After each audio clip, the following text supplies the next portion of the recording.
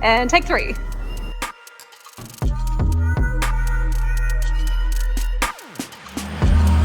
What do you think? Not bad at all. You know your fuel economy is about to go through the roof because your foot is going to be to the boards. Just so I can hear it all the time.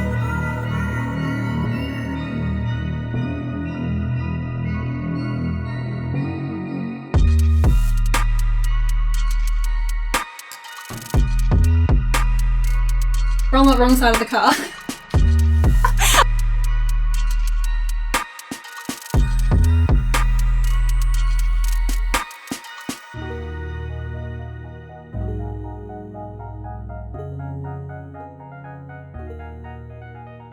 Guys, the day is finally here. I've been hyping up these mods to the BT50 for a couple of months now, but I can finally reveal every single modification I will be making in this video, and I'm going to be taking you guys through a full behind the scenes as well. Now, we are kicking it off this morning at XTS 4x4 on the Sunshine Coast.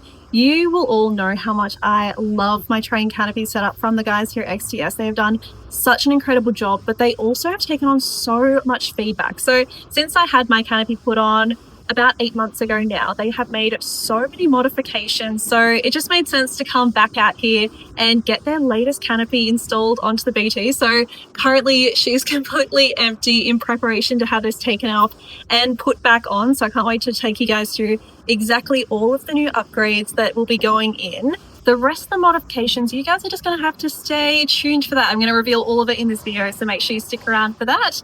And then the whole plan of these mods is this is going to be setting me up for the next 12 months of travel around Australia solo. So there is a lot happening, but let's get in here, get the canopy taken off, and then get the rest of these mods done. So if you guys have been following along for a little while, you will know that my initial train canopy setup from XTS was installed about 8 months ago. Now, 6 months into that, I did a complete review where I gave all of my honest feedback, which XTS took on board so well. And that is exactly why I'm getting this upgraded canopy. The team have done so many changes in such a short amount of time just to make this one of the best touring setups you can possibly get your hands on. So the first step was to remove all of the accessories. So the awning and the shower tent and the spare tire all came off. Then we got to remove the canopy. Now, the amount of red dirt that I'm still finding literally everywhere, including under the canopy here, is insane.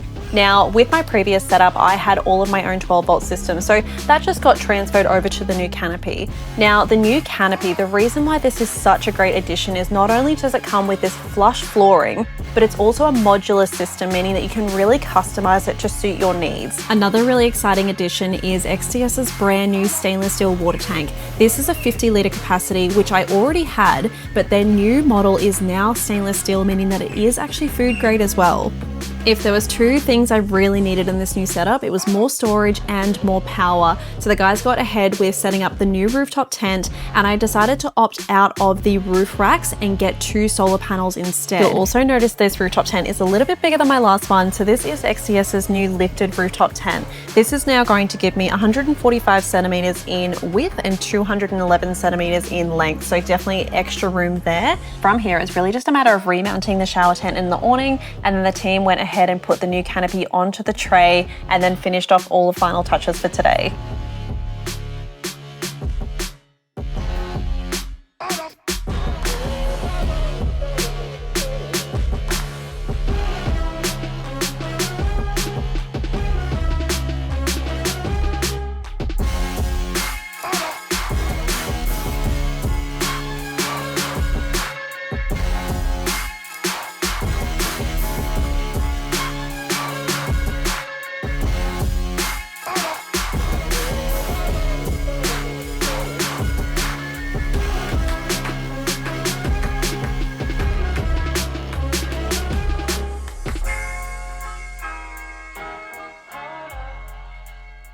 It actually ended up being a huge day yesterday at XTS, but the new canopy and the rooftop tent are all fitted. The guys did such an incredible job, like I could not fault it. I am gonna run you guys through some of the other additional upgrades that I didn't go over already, but honestly, a huge thank you to the team at XTS. They ended up sticking around until after 6 p.m.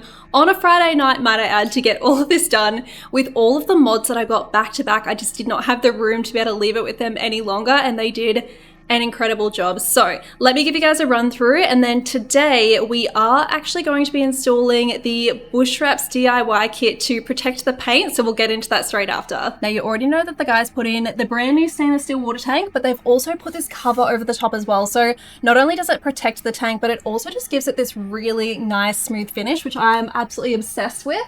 Then coming into the canopy itself, so XTS really listened to like every bit of feedback that I gave them. So not only are there actually handles on all the drawers, it means that I don't need 2 hands to actually open it. That was my biggest thing. They have also included both yellow lighting and white lighting. So once again, great for bugs.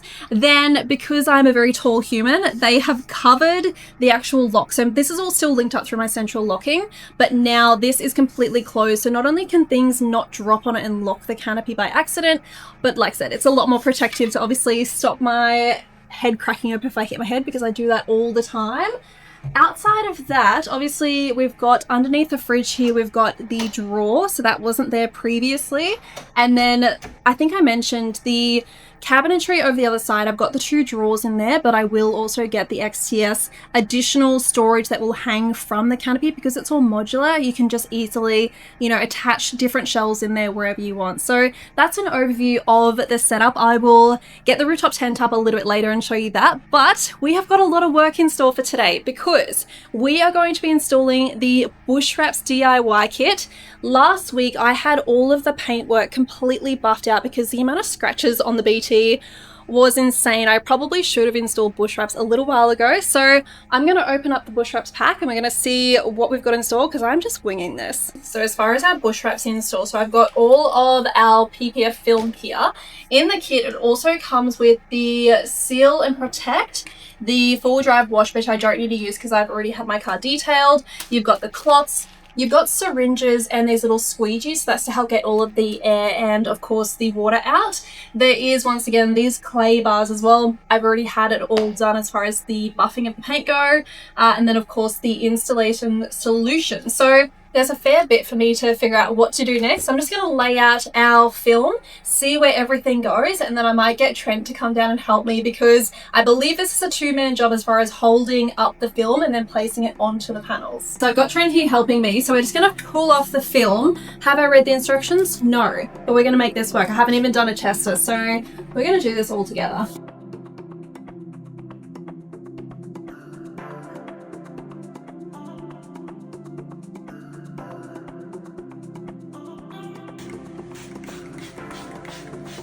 The wrong side. We're on the wrong side of the car.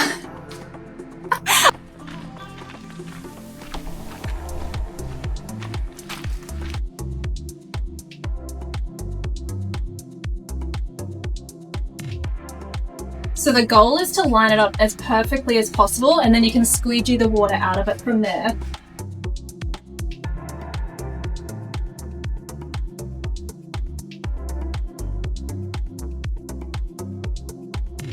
First panel, I feel like it's gone on pretty well. We're going to get the hairdryer now and just go over the edges, because that's instructed so you don't end up with that white mark all through it.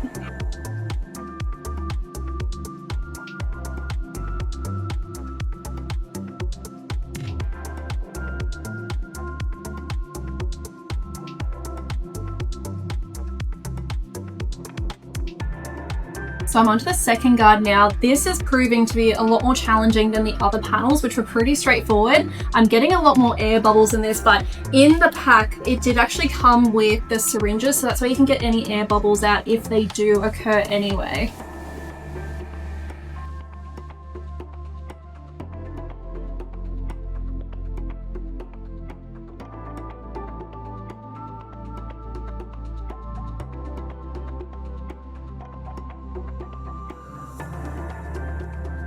Alright, we are finally onto the last section, which is just the bonnet, and I've got Kaylee doing the little cups of the door handles, and then we are done.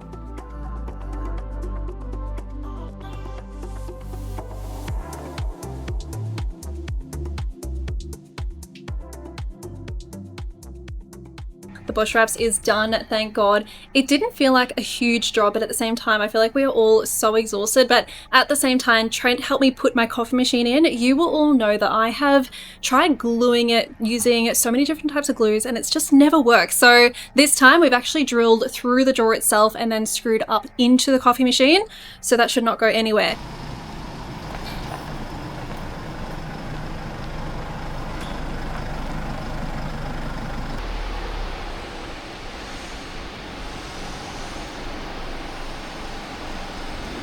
If you guys have been following along from the start, you will know that my OG suspension when I first got the BT was through Fulcrum suspension. This was before I even had the Canopy on. So the suspension was initially put on to suit that. So it's a 2-inch suspension lift, and I also got the upper control arms as well. Now, considering all the tracks I've been on and how heavy the BT is loaded now, I have decided to stick with Fulcrum, which just makes a lot of sense. So I'm curious to see how many of you actually called that. Now, the guys are just about to weigh the BT now, so that's first priority. We're going to weigh it, we're going to measure it, and then they can obviously decide, I'm assuming, what springs are going to go on from that point.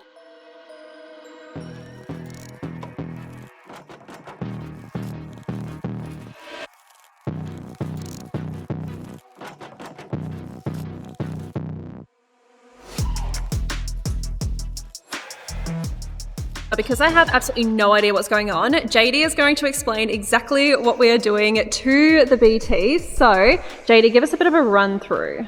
Okay, so we're going to fit the front shocks. It's a 2-inch lift, and then we've got the upper arms that we're also fitting to alter the geometry to suit the lift, and then we've got the rear shock absorbers that we're going to fit as well, together with the leaf springs. I've rated leaf springs 400 to 500 kg leaf springs to support the weight of the vehicle.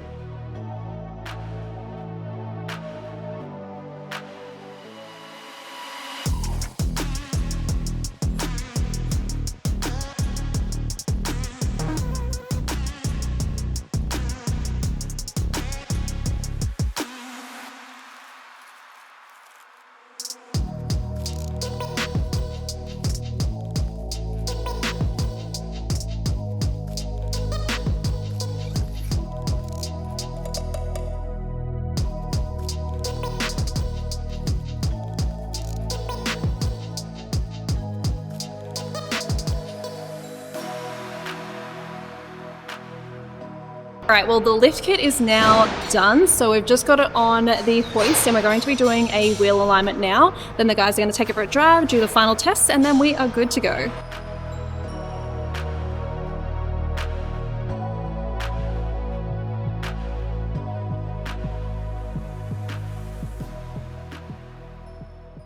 I feel like these install days are so huge that by the time I get to the end of it, I forget to actually wrap up all the work that's been done. So as far as the upgraded suspension, honestly, since driving out and having a bit of a drive around over the last like 24, 48 hours, I can notice a huge difference, not only in obviously how the BT is looking, especially with the rear of the BT lifted so much more now, but even just like how nice it is to drive. Like, I don't think I fully comprehended just how saggy it was. So it made a huge difference.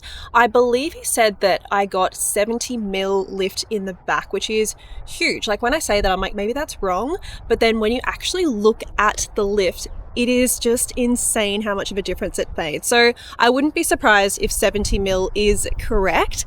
But yeah, from here, we've got a little bit of time to kill before we go to our next big install, which I will share with you guys very soon. Outside of that, yesterday, I just got into some like really small, I wouldn't even say modifications. So I installed onto the roof, like I finally mounted my recovery boards and a shovel. And then inside of the cab, I wanted to optimize storage, so I've included or installed this like storage parcel, which is going to be so handy. So I just purchased this from Pirate Camp Co. And then I've also purchased a Starlink mount from Gorilla Mounts. But this is just going to be so handy just to keep my Starlink not only secure, but then I don't have to pull it out every single time as well. We are going to head on over to our next install now. I feel like most people know this install is coming, but we are heading over to see the guys at Fabulous Fabrications. So the BT is going to be getting a Snorkel and airbox installed. This is one that I am super keen for.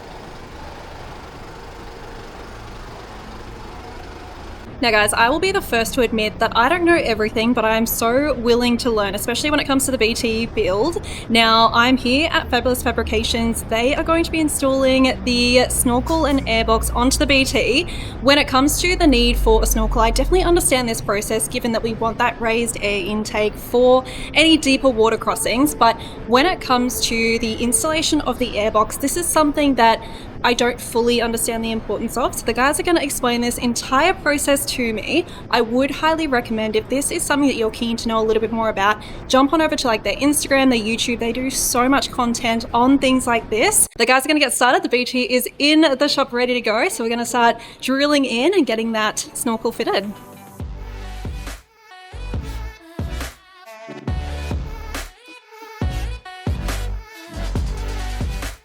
Give you these. I'll put some on just in case things get really wild. If you're leaving me in charge, If I need safety glasses, we're going to be in trouble.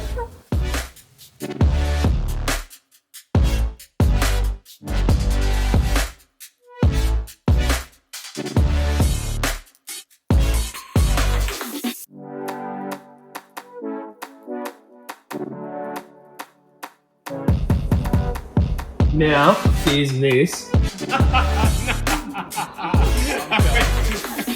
Through the bonnet. I wouldn't do that to you.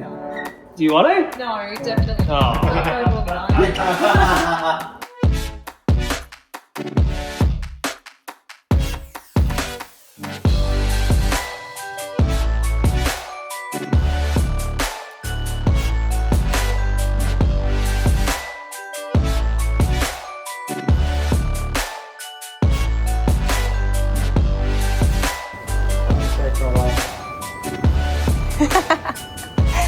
And take 3.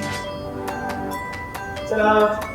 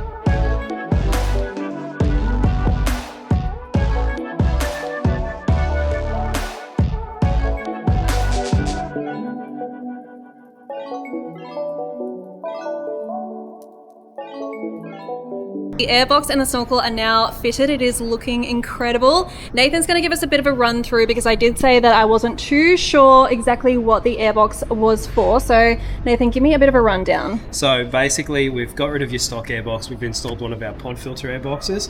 Now this one is fully sealed aluminium constructions, 3mm aluminium powder coated Dulux Manix Black. So it's any marring, it's sort of super durable. They come with the nitrile gasket. So the purpose of the gasket is to make a watertight seal between the plastic and the airbox itself. So this makes it a fully sealed, fully watertight airbox. Then we've got the acrylic lid, which is laser etched with our logo, and then the pressure plate on top. Now, the pressure plate is so that you can't crack the lid while you're tightening the screws back down. So you can give this one a fair bit of curry and you're not going to risk cracking plastic. The air filter in it, Unifilter, Australian made, fully serviceable. So the idea behind this is that way, no matter where you are in Australia, you're going to be able to service the airbox yourself. Retains the factory mass airflow sensor. So a big thing with buying an aftermarket airbox is to make sure that the housing that this airflow meter goes in is the exact same size, because that can cause engine lights and stuff, right? So basically we've taken the stock airbox out, put something in that's fully sealed, fully watertight with an Australian-made serviceable filter. And now, of course, we've got the fun part. We've got to turn it on and obviously see how it sounds, because that's the important part. Let's do that.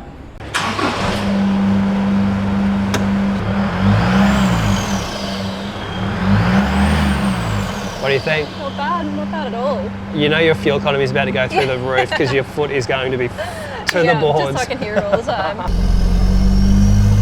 That sounds so sick.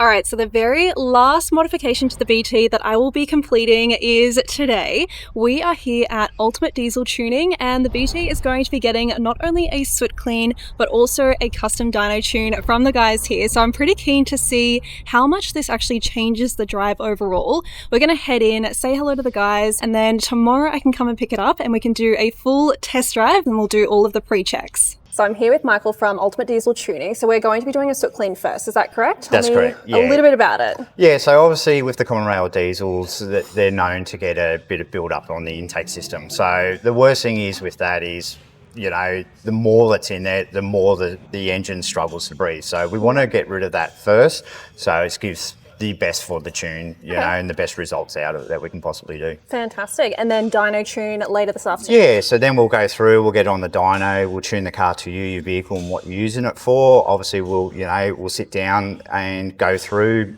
Obviously you get out, you four-wheel drive, you know, we're going to go through and tow eventually, things like that. So we can really make it suit you, the vehicle. Okay. So, fantastic. Well, I'm excited to see what it feels like to drive afterwards. I will be leaving my BT with the guys here. I'm going to be picking it up tomorrow. We'll do the full test drive after that.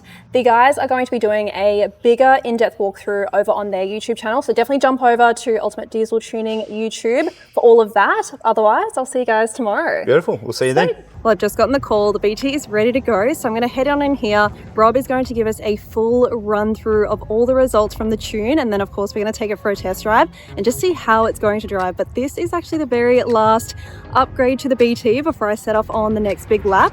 I'm really curious to know if you guys have actually had a tune yourself and if you have noticed any difference. So yeah, let's go check this out, but leave that in the comments. What we've got here, this is the dyno, and the dyno's a diagnosis tool for custom dyno tuning. What it does do, we run it up in standard form to make sure, you know, mechanically the car and your car's all in good order, and I can confirm it definitely is. And from there, we're able to properly custom dyno tune the vehicle and take into consideration, you know, what you use the vehicle for, all the weight and everything that's on the vehicle is really important, so that we truly custom dyno tune. What does happen when you put all this weight on? Have you noticed a bit of a difference in how it drives? Absolutely. That's why I had to get the suspension upgraded even still. It's just like so saggy, but yeah, it's definitely slowed down, and like the fuel economy has definitely gone down in that process as well. Yeah, I speak to all our diesel experts in our head office. The biggest question is, I've just put these wheels and tyres on my car. Something's wrong. It's now using 2 litres per 100 more. Yes, yeah. Definitely noticed that myself. Absolutely. I just try not to look. I just, look the other way. Yeah, that's a smart thing. I reckon the best thing is I get the guys to take this off the dyno. We get it all set up and you take it for a drive and tell me what you think. That sounds good. I'm keen. Great, let's do it. So Sarah, this is a good example where we're going back up the hill and you're sort of at 20, 30 k's an hour and you've got to accelerate at sort of 2,000 RPM and adjust the momentum. So you can feel now, I can feel that a bit of acceleration back. That's torque. And that's what I use that example when we're on the beach and we need to get through that soft sand. That's the part that's going to be a big improvement, I think, to really, really notice. Not just driving on the road, but also off-road. Absolutely. I can already notice it, so I can only imagine like how that's going to transfer to the beach as well. All right, Sarah, what are your thoughts? That was actually really good. There was that one section that we went around the roundabout, and I think that's where I noticed the most amount of power coming out of it. So I'm keen to get it on the beach and actually see how it performs just in all those typical tracks that I'm going to be putting the BT on. So yeah, very happy with it. Well, thanks for bringing it to us. Likewise, thank you so much. But guys, that officially wraps up all of the modifications and upgrades to the BT in this video anyway. I still have a few more smaller mods I'm going to be adding, but that's just going to be happening over time. I do want to say a huge thank you to every single brand that has helped me with my build up until now, but it also wouldn't be possible without about every single one of you engaging with my content. So huge thank you to every single one of you. I will be officially back on the road literally come the end of this week. So yeah, a lot of exciting things are to come. But as I said, all of these mods are really setting me up for the next 12 plus months of travel. So I'm excited for what's to come, but I will see you guys all in the next video.